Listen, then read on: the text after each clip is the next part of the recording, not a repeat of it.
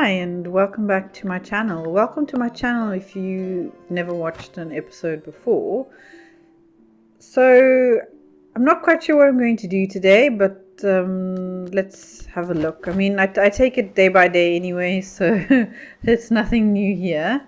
But oh yes, the museum is finished.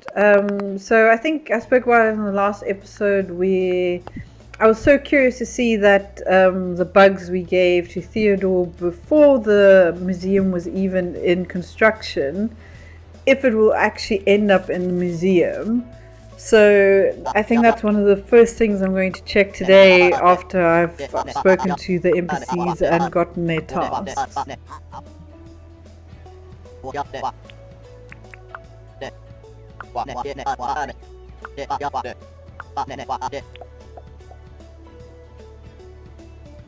That's just too expensive.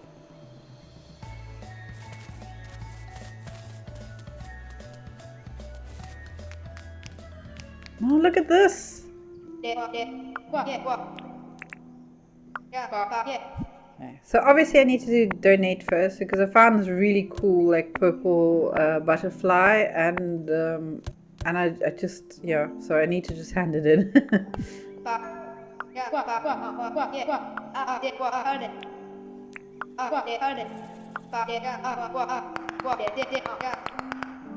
And also I love the fact that I just donated something, but I actually got points for my licenses, which like is actually really nice. Like it just sort of finishes that cycle of I'm collecting something, I'm donating them, but I still get sort of rewarded for my efforts, which I can then again use in in the game basically to further my gameplay. Like I absolutely love that. Okay, so let's take a little tour. I love the setup of this.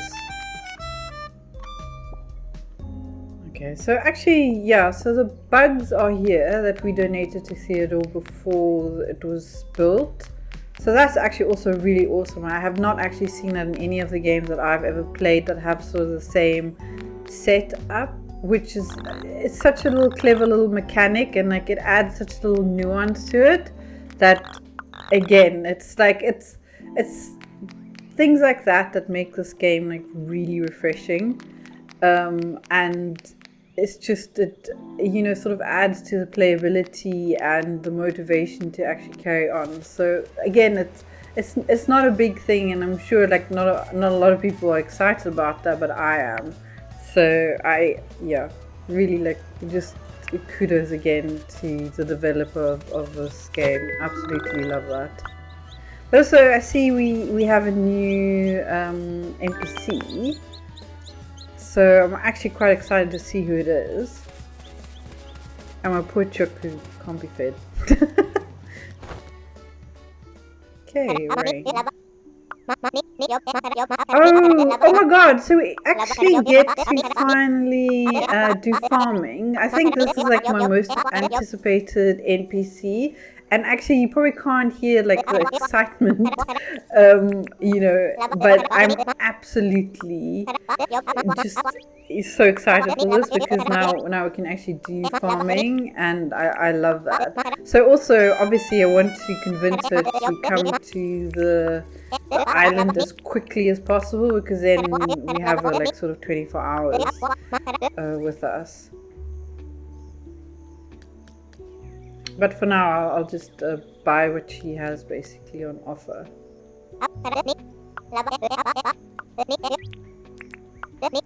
And also, how cute is the design of this NPC? Like, I love the hair. If you haven't noticed by now, I think turquoise is my favorite color. And I actually had a stage in my life where my hair was dyed turquoise for I think a year straight, because I absolutely love it. Like, love that color.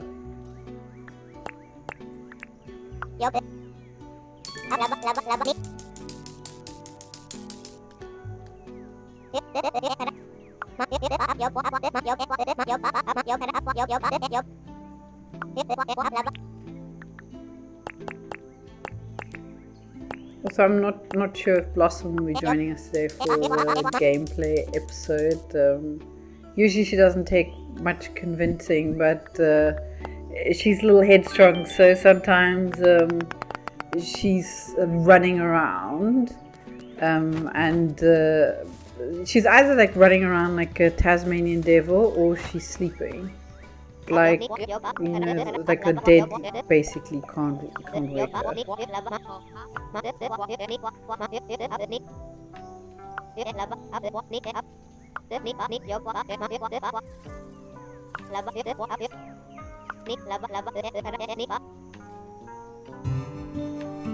So she just mentioned building the bandstand, and I saw it in, I think, in one of the episodes. I was looking at what I can build, and I was wondering about that. I'm wondering now that she's mentioned it here, if it has some significance, like if there's an event or something coming up that needs that bandstand. So I think I will definitely build that next.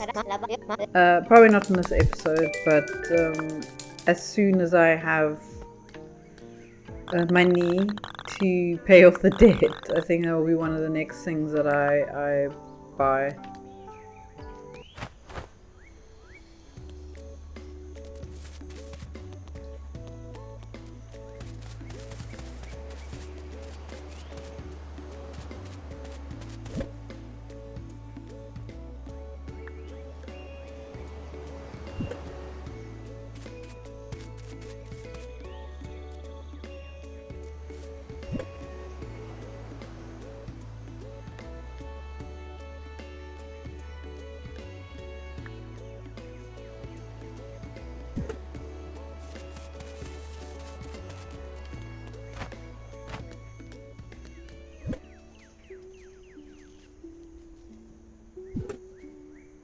Also, in case you're wondering why my movements are so janky and my controls, is because I've been playing a different game recently with my husband. So I actually posted some of the videos, which is the vintage story, and the handling and sort of the controls are completely different. So it like always, I don't know if any of you experience it when you play, like switching between games. It always takes you a while to get back into the controls of the game that you were playing.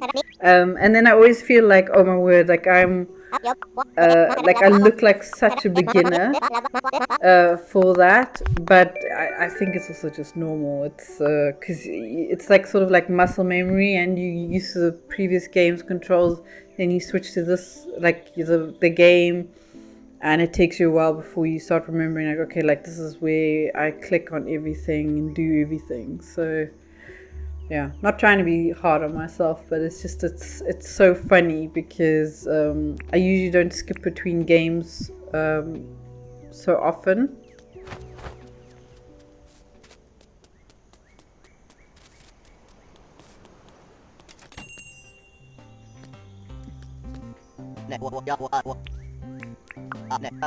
I'm also definitely going to continue with Dinkum. It's just one of those things. It's like I love this game, and I can easily probably make over 100 episodes. And even if people get sick of it, is that I'm going to post as many episodes as I can as I'm playing.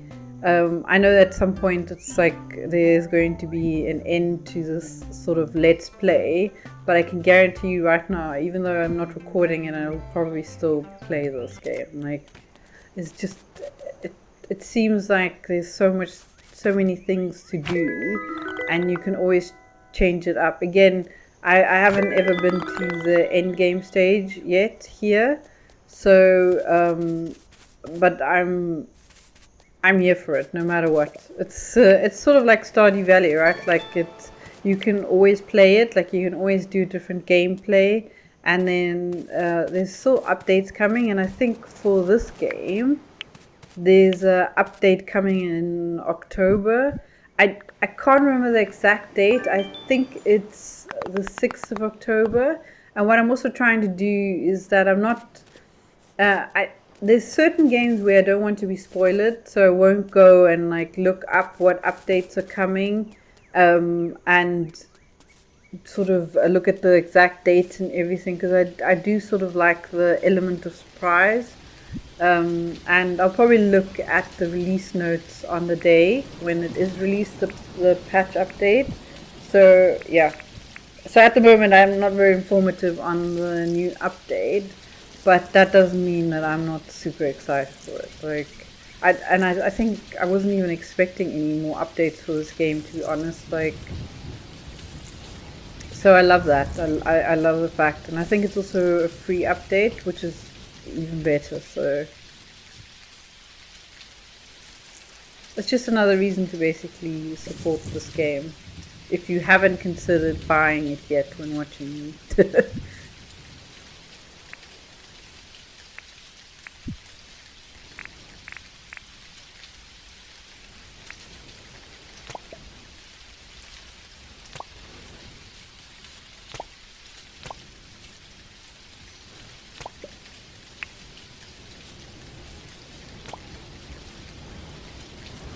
But yes, how cool is this? Finding it to plant and do farming.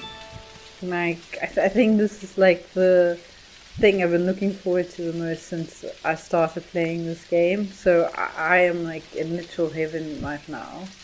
And I'm so curious on the growing system and the way it looks and all of it.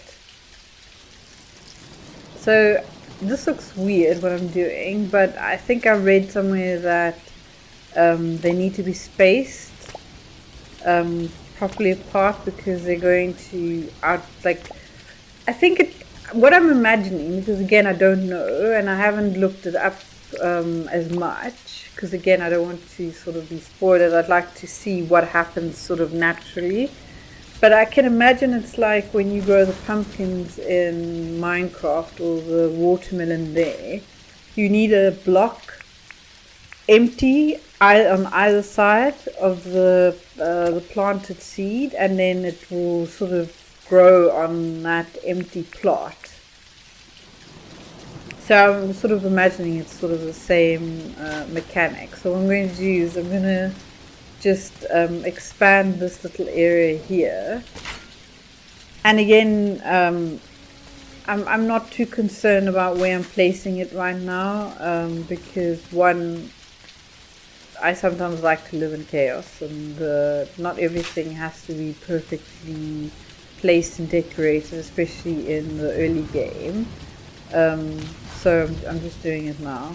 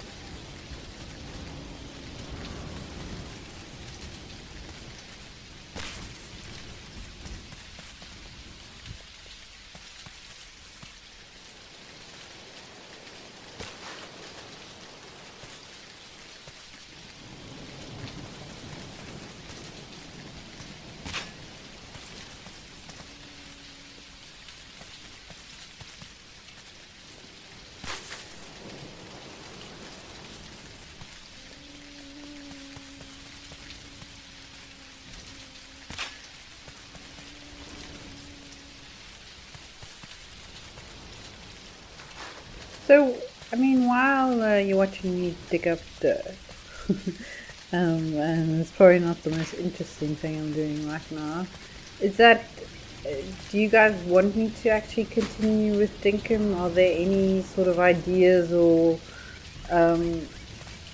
things you want me to try within Dinkum? I know we're still limited with the licenses that I have, so I can't do too much landscaping and building and that just yet. But I'm just curious to hear, like, if there's any suggestions on something I can try, or Like, are you sick of Dinkum? And of course, I got... Yes, of course lightning would strike and it would hit me, because why not? Yeah. I think, like, I don't know if you've watched the Vintage Story, but I can't remember if it was my husband or my friend, but my husband definitely knows this whenever he plays any kind of games with me. I am like a hazard. So if there's any mechanics in the game that's like natural disasters, and those natural disasters have the ability to kill you or wound you, it will happen to me. It never happens to him, but it always happens to me.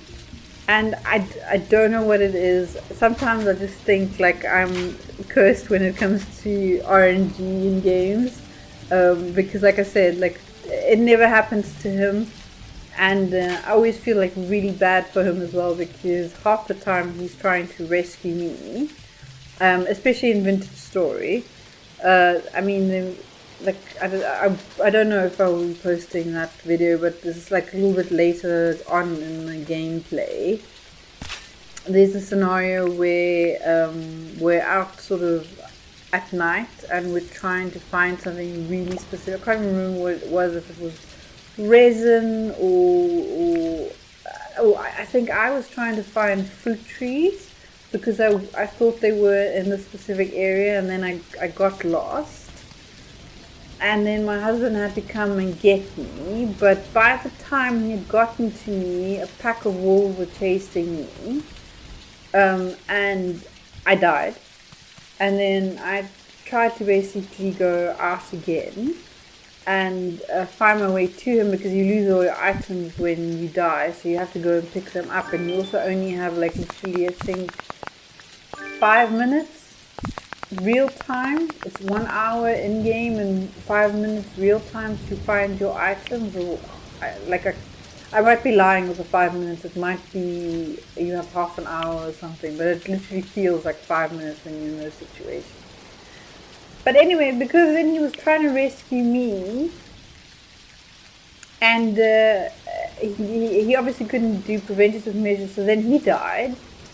Okay. And then I ran all the way back to go find my items and everything. And then I think the wolves got me again, but this time I had a stack of dirt with me, because like one of the devices you get basically in the game is that if you get attacked by anything like a bear, a boar, or wolf, you're supposed to stack yourself high enough so you can attack them from above and they can't really reach you. Anyway, I did that. My husband then found me on the stack of dirt. Also, again, because he was like, okay, fine, I have to leave. I didn't react quick enough. And then he got killed again by that. But when he died, he cautioned me and said, do not move. I'm coming back. I'll come back to this spot exactly. And then the two of us need to basically motor it out of there. So now the thing is that he will tell you I have this inability of not listening.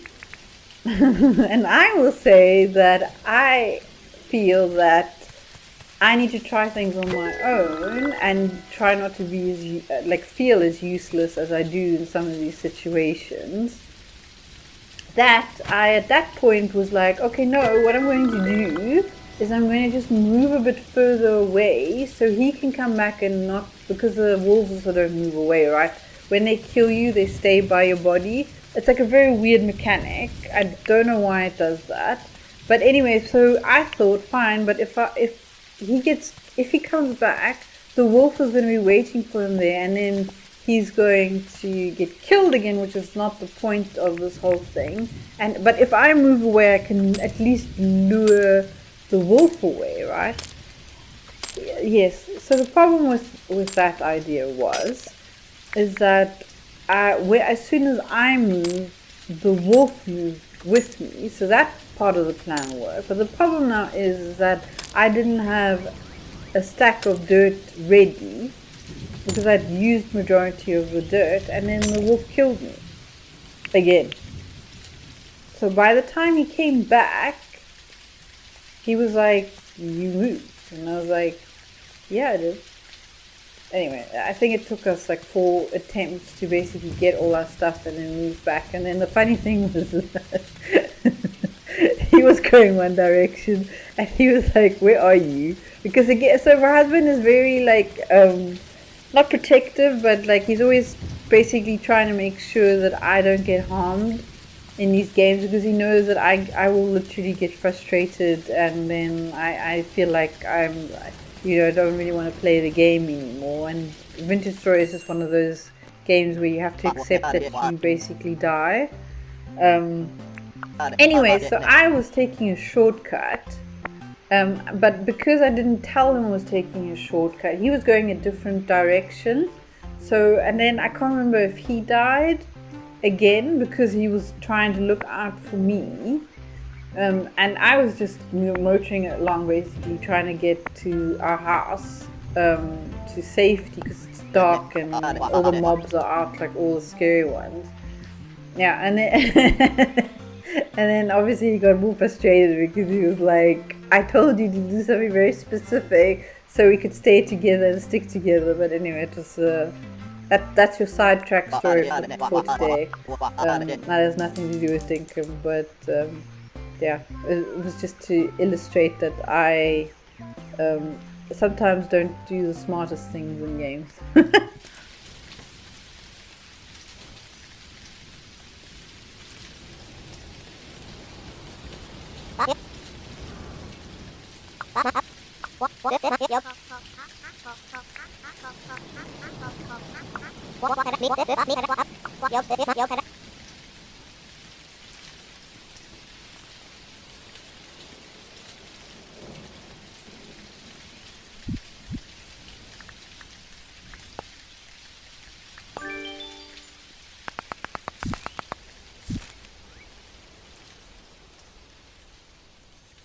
Also love the fact that I actually earned points and an achievement for getting struck by lightning.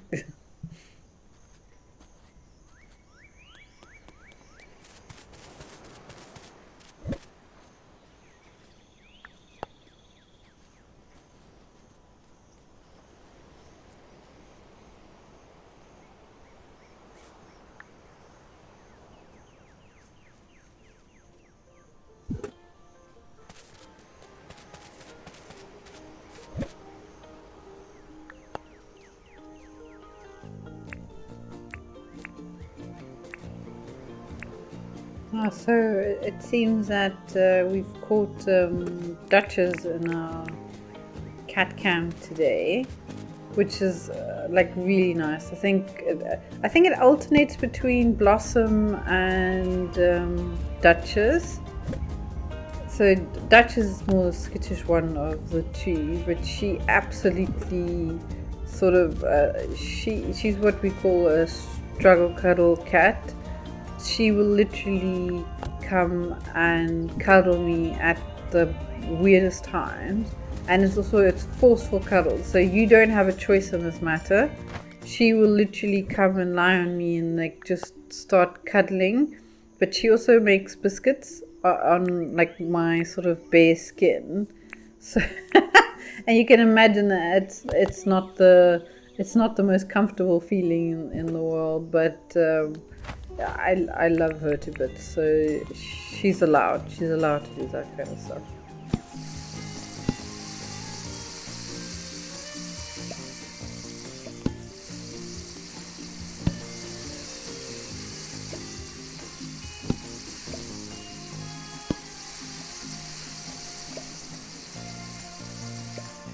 I still can't get over how quick the grills are to cook. Like, absolutely love the fact that I invested in 2 grills. I probably will be doing more grills as the time passes, because I still look at it as an investment, and the easiest way to make money is to grill fruits.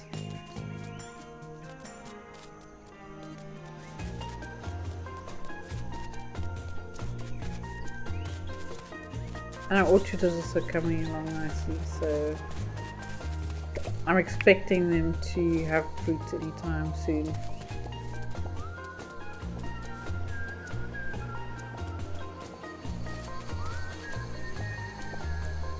I don't think I'll be putting stuff on the ground that has like those ridges on it, because I think those are the ones where we get the ores, and like I think also the rare ores spawn on those type of terrain.